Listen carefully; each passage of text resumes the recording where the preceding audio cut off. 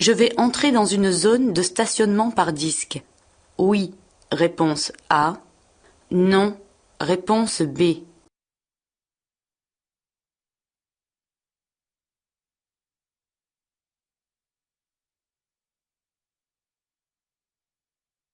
Après ce panneau, le stationnement est autorisé. Sur le trottoir. Oui, réponse A. Non, réponse B. Sur la chaussée. Oui, réponse C. Non, réponse D.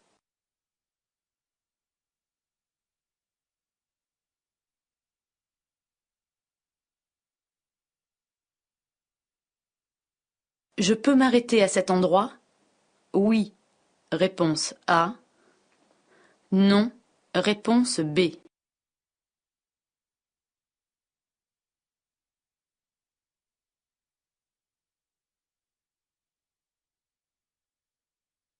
Conduire sous l'emprise de stupéfiants est passible d'une amende, réponse A, d'une annulation de permis, réponse B, d'une suspension de permis, réponse C, d'une cure de désintoxication, réponse D.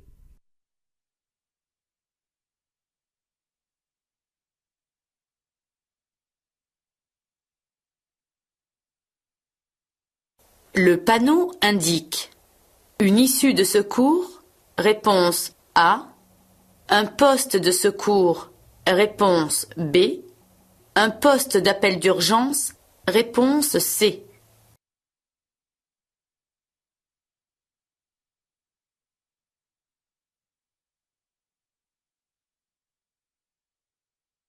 Après le panneau, le stationnement sera interdit. Aux autocars, réponse A. Aux camions, réponse B. Aux camionnettes, réponse C. Aux autocaravanes, réponse D.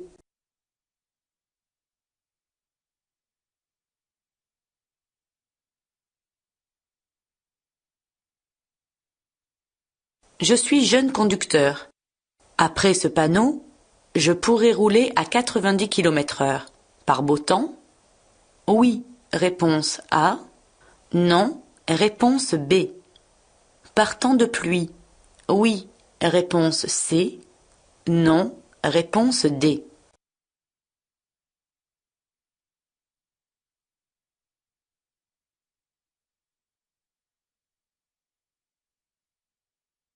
Dans cette situation, l'intervalle entre mon véhicule et celui qui me précède est suffisant? Oui, réponse A. Non, réponse B.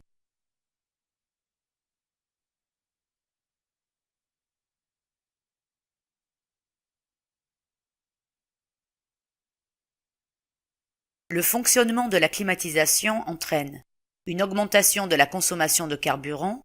Oui, réponse A. Non, réponse B. Une augmentation de la pollution? Oui, réponse C. Non, réponse D.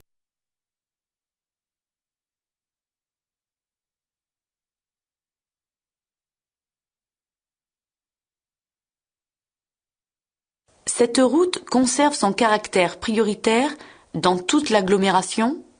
Oui, réponse A. Non, réponse B. À la prochaine intersection, je disposerai de la priorité de passage. Oui, réponse C. Non, réponse D.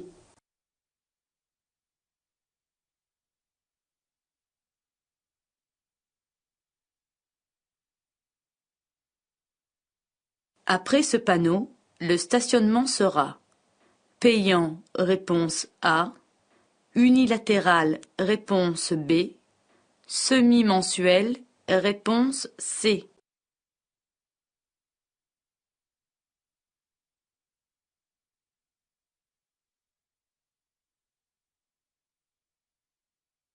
Je peux dépasser?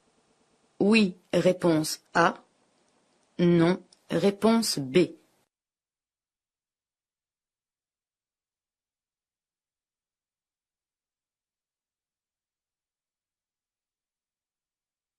À la prochaine intersection, je continue tout droit. Je devrais céder le passage à droite? Oui, réponse A. Non, réponse B. À gauche, oui, réponse C. Non, réponse D.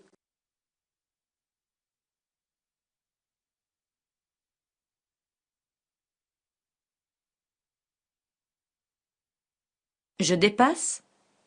Oui, réponse A. Non, réponse B.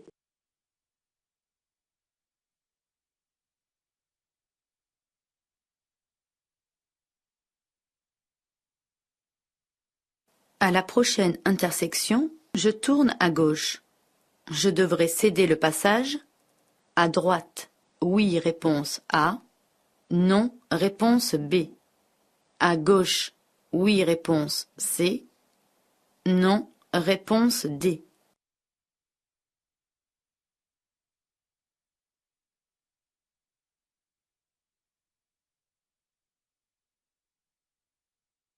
Le véhicule noir roule à 70 km/h. Je peux le dépasser? Oui, réponse A. Non, réponse B.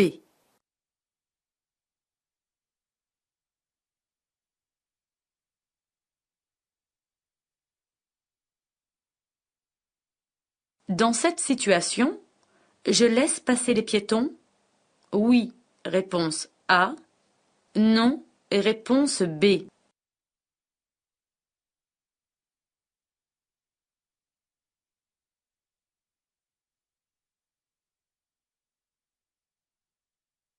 Pour stationner à cet endroit, je devrais laisser les feux de position allumés. Oui, réponse A. Non, réponse B.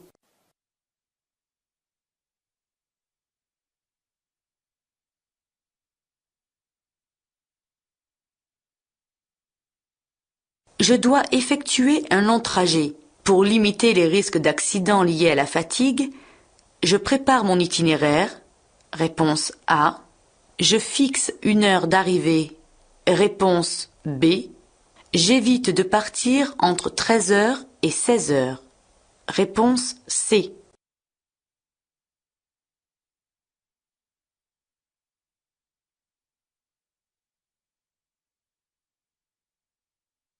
Je peux dépasser? Oui. Réponse A. Non. Réponse B.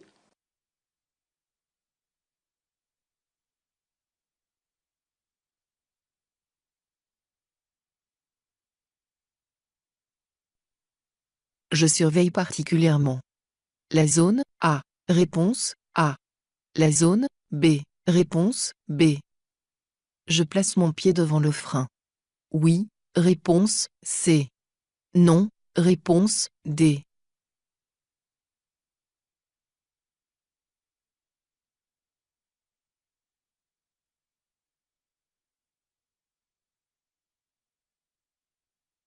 Il neige. Je peux circuler sans feu? Réponse A. Avec les feux de position seuls? Réponse B. Avec les feux de croisement? Réponse C. Avec les feux de brouillard avant? Réponse D.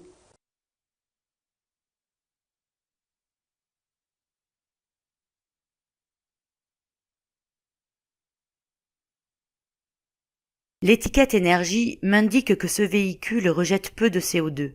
Oui, réponse A. Non, réponse B.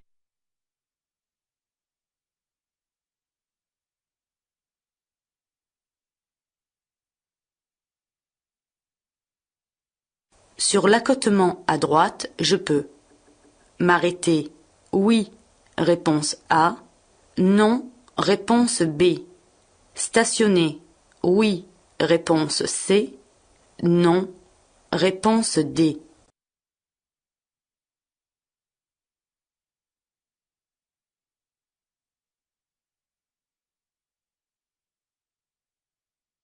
Je peux suivre ce camion qui dépasse? Oui, réponse A. Non, réponse B.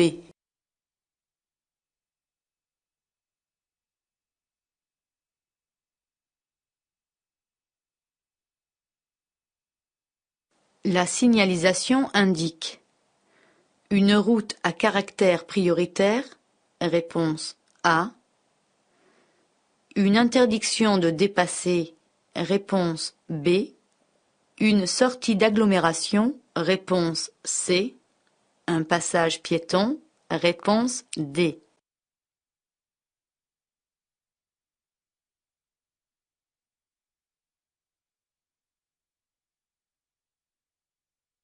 Je vais rencontrer un passage à niveau A. 50 mètres, réponse A. 100 mètres, réponse B. 150 mètres, réponse C.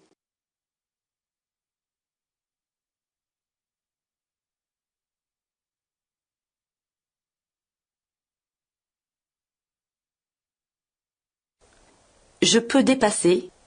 Oui, réponse A. Non, réponse B.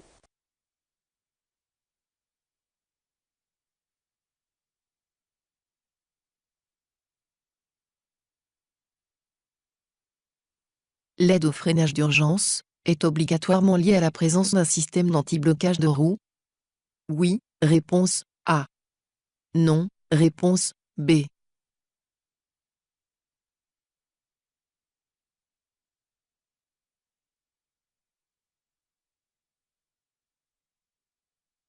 À partir du panneau, la vitesse est limitée à 50 km/h, réponse A, 70 km/h, réponse B, 90 km/h, réponse C.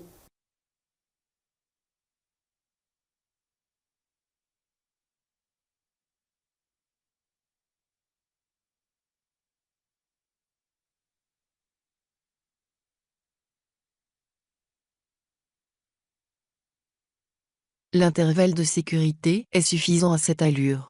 Oui, réponse A. Non, réponse B. J'indique immédiatement mon dépassement. Oui, réponse C. Non, réponse D.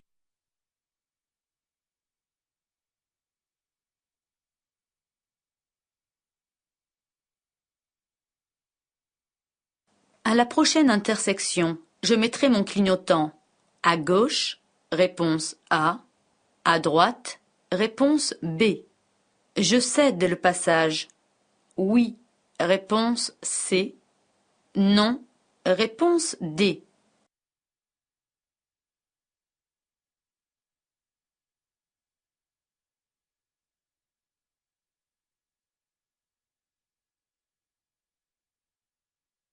La distance avec le véhicule qui me précède est suffisante. Oui, réponse A. Non, réponse B.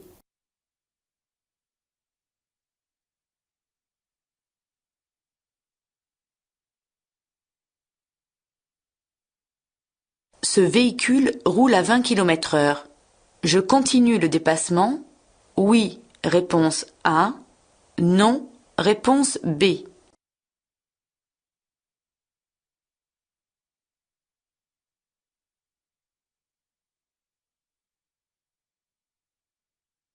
L'interdiction de stationner concerne les deux côtés de la rue. Oui, réponse A. Non, réponse B.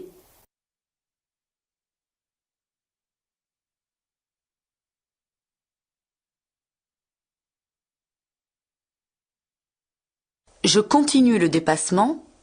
Oui, réponse A. Non, réponse B.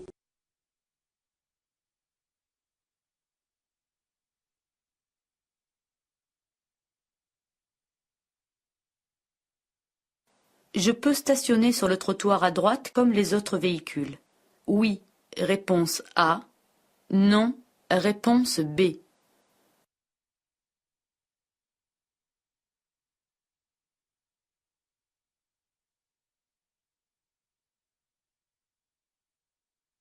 Si je n'obéis pas à cet agent, qui me fait signe de m'arrêter, j'encours une amende de 3 750 €. Oui, réponse A. Non, réponse B. Une perte de 6 points. Oui, réponse C. Non, réponse D.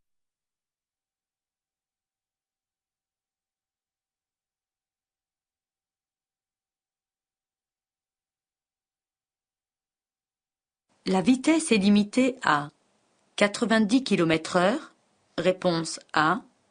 110 km/h, réponse B. 130 km/h, réponse C.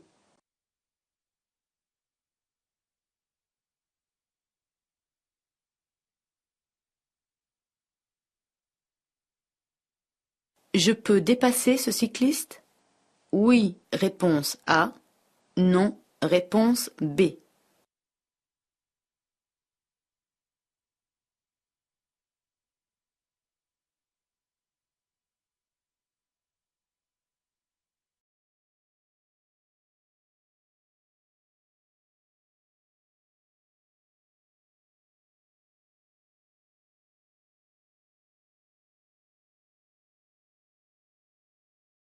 En règle générale, les panneaux noirs et blancs signalent la fin d'une interdiction. Ici, ce panneau carré, composé du signal d'interdiction de stationner et du symbole du disque, indique une sortie de zone dans laquelle le stationnement était réglementé par l'utilisation d'un disque. Je ne vais donc pas entrer dans une zone de stationnement par disque, mais en sortir. Réponse B. Le panneau d'interdiction de stationner est complété par un panonceau qui précise que l'interdiction débute à partir du signal. Après le panneau, le stationnement sera donc interdit sur la chaussée et sur le trottoir. Réponse B et D. Sur les ponts, l'arrêt et le stationnement sont strictement interdits, car ils gênent la circulation et sont potentiellement dangereux. Ici, cette interdiction est rappelée par la ligne continue jaune.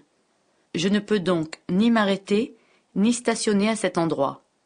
Réponse B.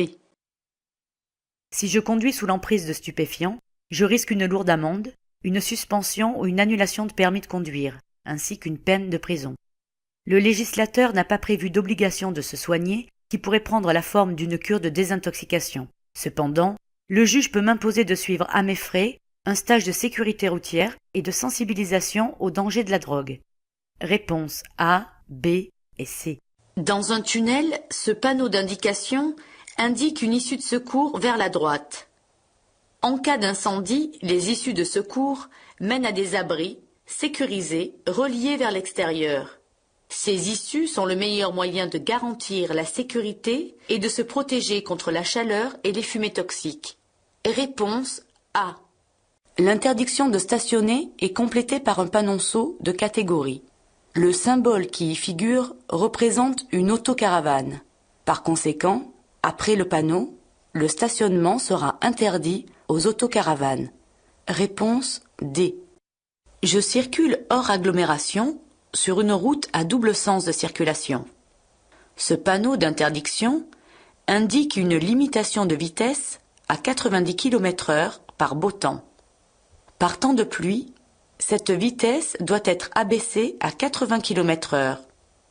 En revanche, pour un jeune conducteur, pendant toute la durée du permis probatoire, quel que soit le temps, la vitesse est limitée à 110 km/h sur autoroute, 100 km/h sur route à chaussée séparée et 80 km/h sur route.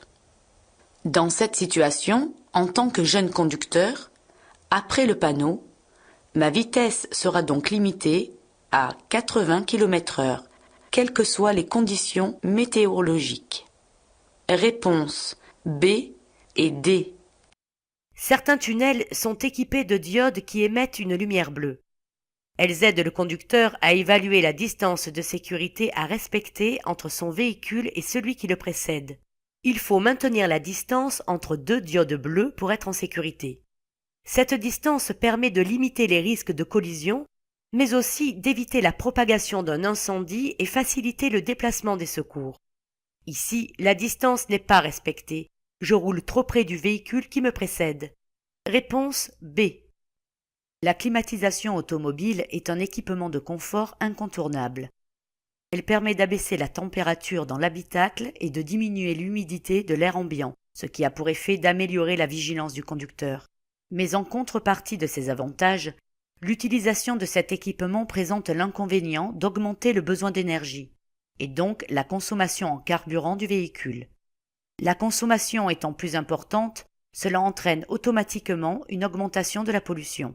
Réponse A et C. Ce panneau indique que la route sur laquelle je circule perd son caractère prioritaire. Le régime de priorité à respecter à la prochaine intersection sera indiqué par une signalisation implantée à proximité de celle-ci. Il peut s'agir d'un céder le passage, d'un stop, d'une priorité à droite ou encore d'un feu. Ici, j'aperçois le panneau de danger annonçant un carrefour giratoire. Je rencontrerai donc un céder le passage. Par conséquent, à la prochaine intersection, je ne disposerai pas de la priorité de passage. Réponse B et D. Le panneau carré, composé du signal d'interdiction de stationner, indique l'entrée d'une zone dans laquelle le stationnement est réglementé. Les nombres 1, 15 et 16, 31 qui figurent sur le panneau signifient qu'il s'agit d'un stationnement unilatéral à alternance semi-mensuelle. Unilatéral parce que le stationnement se fait d'un seul côté de la rue à la fois. À alternance semi-mensuelle parce que la règle s'applique tantôt d'un côté de la rue, tantôt de l'autre, en fonction de la date. C'est-à-dire que je stationnerai du côté des immeubles portant les numéros impairs du 1 au 15 du mois et du côté des numéros pairs du 16 au 31. Réponse B et C. Je circule sur une autoroute comme le signale le panneau bleu de direction. La circulation se fait donc à sens unique. La ligne discontinue est une ligne de dissuasion. Sur autoroute et à proximité d'une sortie, la ligne de dissuasion interdit aux véhicules qui circulent sur la voie de gauche de se rabattre tardivement pour atteindre la sortie. En revanche, elle n'interdit pas le dépassement. Donc, après avoir vérifié dans mon rétroviseur puis signalé mon intention, je peux dépasser. Réponse A. Je circule sur une route à caractère prioritaire. Le panonceau schéma indique la direction que prendra la route prioritaire, symbolisée par le trait épais, ainsi que la position des axes non prioritaires, symbolisés eux par des traits fins. Si je vais tout droit, je quitte la route prioritaire. Cependant, les véhicules qui arrivent de droite doivent me céder le passage, car ils débouchent d'axes non prioritaires. Quant aux véhicules venant de gauche, s'ils poursuivent sur l'itinéraire prioritaire, ils ne gênent pas ma progression. S'ils la quittent, ils devront alors me céder le passage, puisque je me trouve à leur droite. Même en quittant l'itinéraire prioritaire, en allant tout droit, je ne devrai donc céder le passage ni aux véhicules venant de gauche, ni à ceux venant de droite. Réponse B et D. Je circule sur une chaussée à double sens de circulation. L'axe médian est une ligne discontinue qui autorise le dépassement. De plus, je dispose d'une visibilité dégagée à l'avant comme à l'arrière, ainsi que toute la distance suffisante pour réaliser ma manœuvre en toute sécurité. Je dépasse. Réponse A. Le panonceau schéma accroché sous le panneau de priorité ponctuelle représente la configuration de l'intersection que je vais rencontrer. Le trait épais représente la route prioritaire et le trait fin l'axe non prioritaire. En allant à gauche, je continue donc sur la voie prioritaire. Par conséquent, je ne devrai céder le passage ni aux véhicules venant de droite, ni à ceux venant de gauche. Réponse B et D. Pour dépasser en toute sécurité, je dois rouler au moins à 20 km/h de plus que le véhicule qui me précède et disposer d'une distance suffisante.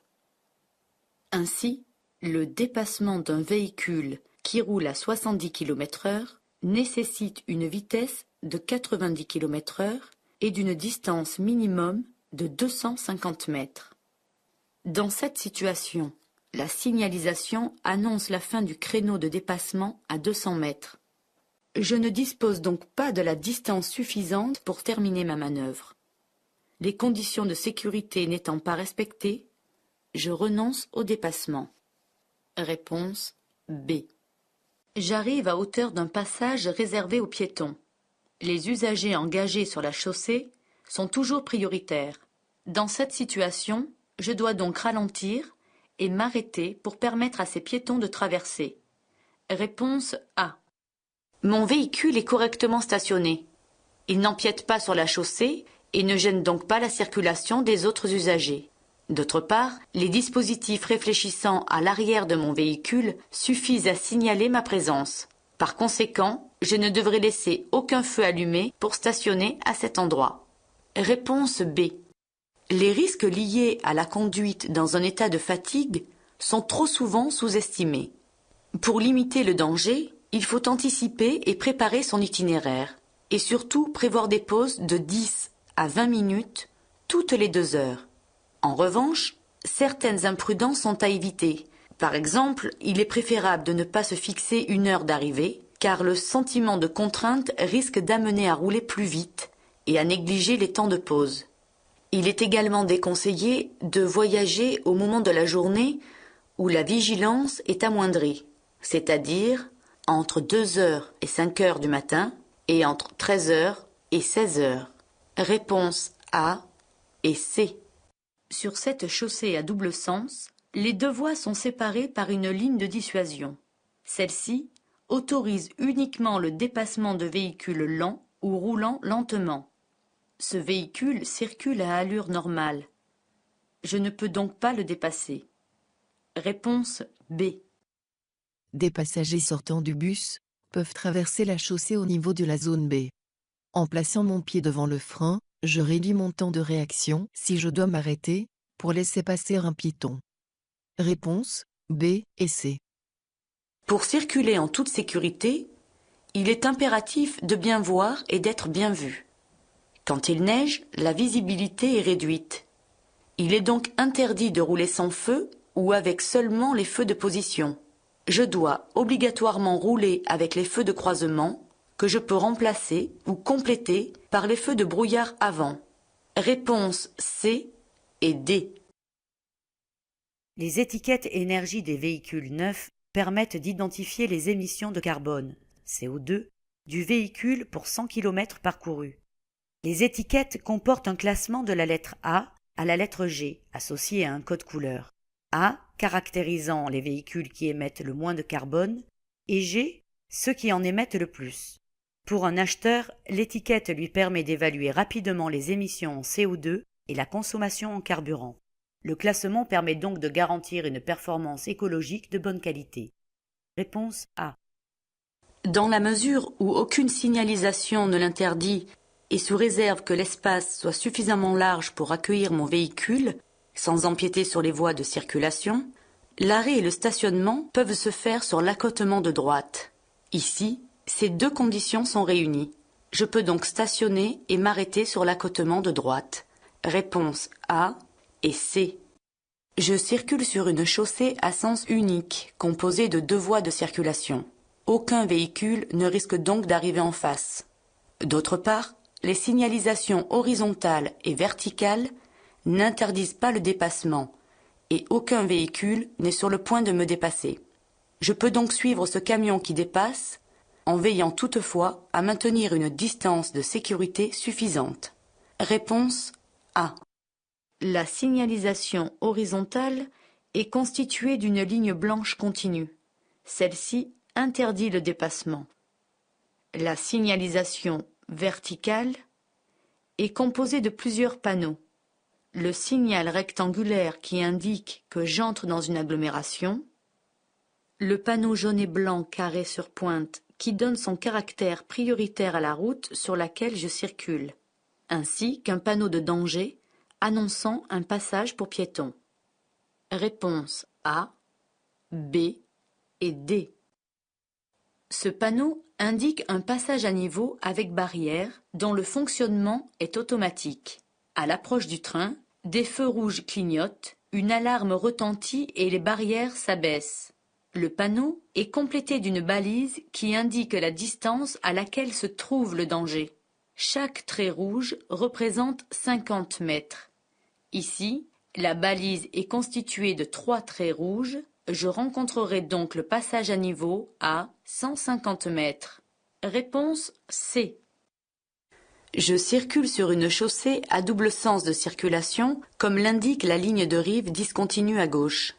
L'axe médian est une ligne de dissuasion. Elle autorise le dépassement uniquement des véhicules lents ou roulant lentement. Ce n'est pas le cas des usagers qui roulent devant moi. Je renonce donc au dépassement. J'attends pour cela que la signalisation et les conditions de sécurité soient plus favorables. Réponse B.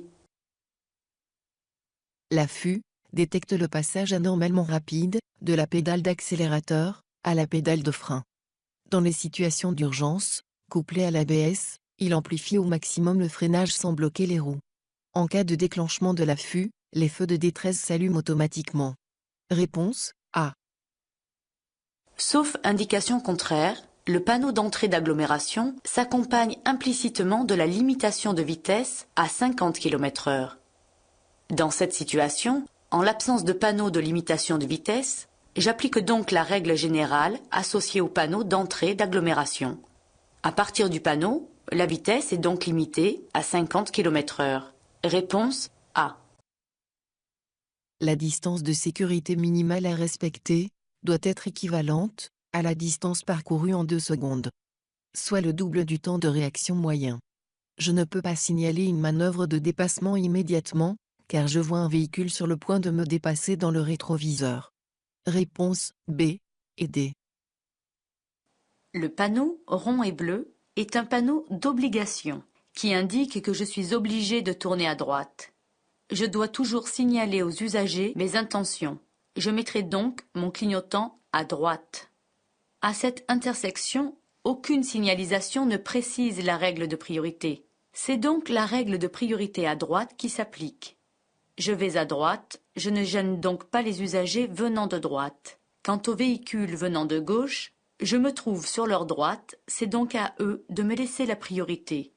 Je n'ai donc à céder la priorité ni aux véhicules venant de gauche, ni à ceux venant de droite.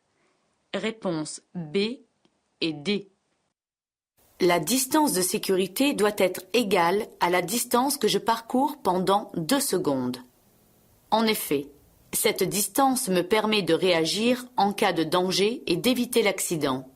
Sur autoroute, maintenir l'équivalent de 2 traits de la bande d'arrêt d'urgence permet de conserver une distance de sécurité satisfaisante entre les véhicules roulant au maximum à 130 km/h.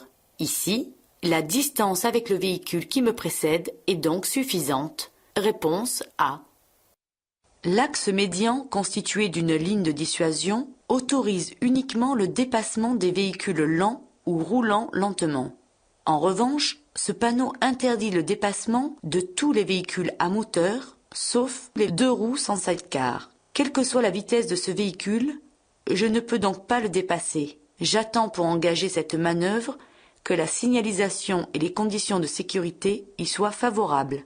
Réponse B. Ce panneau indique une interdiction de stationner.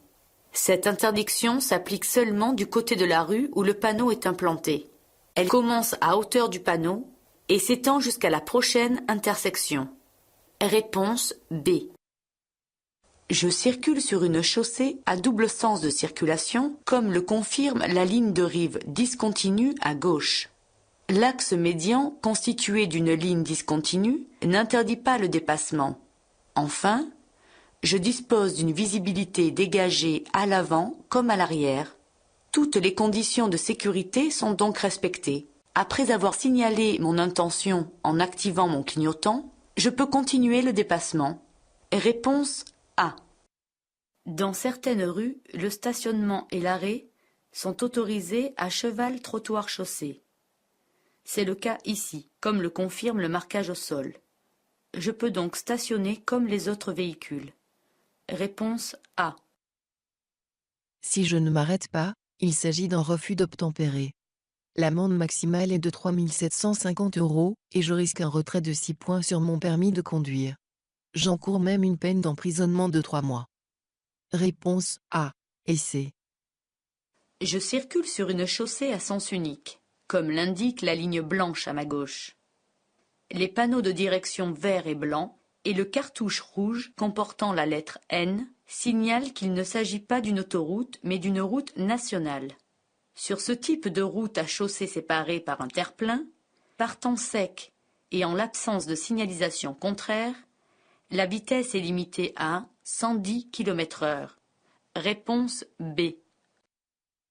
L'axe médian, constitué d'une ligne de dissuasion, autorise uniquement le dépassement des véhicules lents ou roulant lentement, tels que les vélos. Je peux donc dépasser ce cycliste en signalant mon intention aux autres usagers et en veillant à respecter un intervalle de sécurité d'1 mètre. Réponse